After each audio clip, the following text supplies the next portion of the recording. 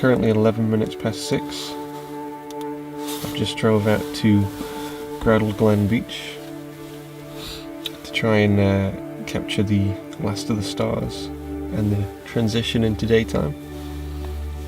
It's very tough waking up at this time, but I know it'll be worth it for the pictures in the end. So let's see if we can go get some nice pictures.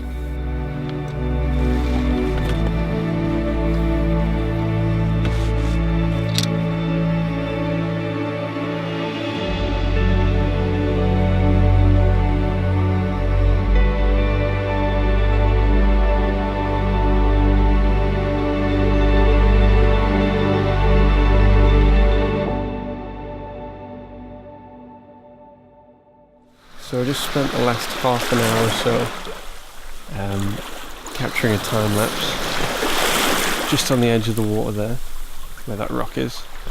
Wish I'd filmed more during the time lapse to be able to show you, but I was too concerned looking after the gear more than filming anything, because the end of the time lapse slider was actually getting submerged in the sea at that point, and my feet are actually soaked now. So for the time lapse, I was using my Canon 6D camera with a Samyang 14mm 2.8 lens on the front. Obviously, with the changing light conditions behind me, with it slowly getting brighter as the day breaks in more, I basically set my settings to the brightness at the start of the time lapse, just enough so it wasn't blowing out the whites in the image. And then over the course of the time lapse, I adjusted the shutter speed. Usually I'd opt to change the ISO rather than the shutter speed on a time lapse, as you want to keep a smooth image throughout the time lapse and not have choppy images by changing the shutter speed to make it faster, as I was. But my interval time, however, was too short, and so every time it took a picture, I didn't have enough time to change the ISO, so I opted just to change the shutter speed instead with a simple click of the top wheel. The time-lapse slider is a Syrp Magic Carpet with a Syrp Genie and then 2 Syrp Mini Genies to give it a pan and tilt effect.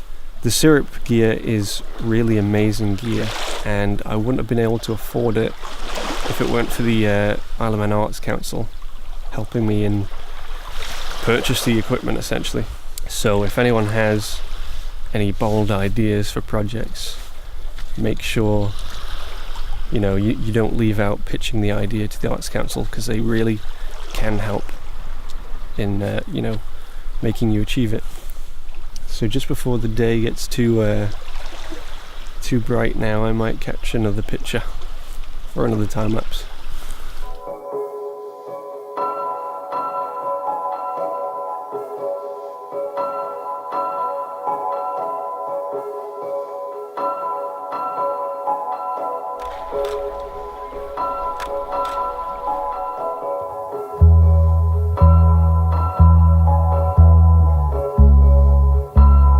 So the second time lapse is just finished.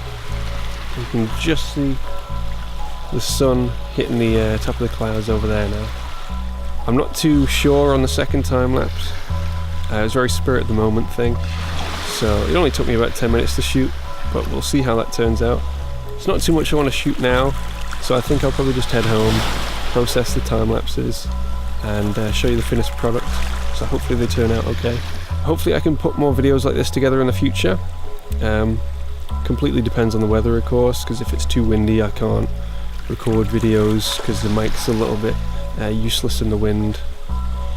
But I'd like to show some more behind the scenes things, and also do some more tutorial based videos as well to do with time lapse. So yeah, hope you enjoyed it, and I'll see you next time.